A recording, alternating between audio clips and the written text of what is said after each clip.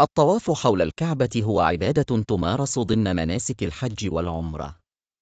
يتساءل الكثيرون عن السر وراء عدد الأشواط ال7 في الطواف. الرقم 7 له رمزية خاصة في العديد من الثقافات والديانات. في الإسلام، يعتبر الطواف حول الكعبة إذاعة وإذعانا لأوامر الله. الطواف يعبر عن تدفق الحركة الإيمانية بين المسلمين حول بيت الله. الشعائر الإسلامية، بما فيها الطواف، تهدف لتقريب العبد من خالقه.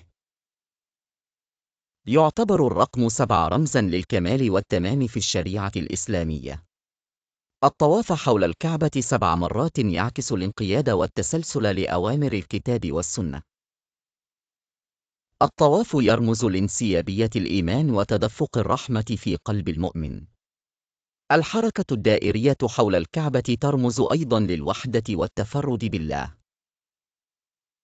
الطواف يعد تدريباً على الصبر والمثابرة في العبادة الخالصة.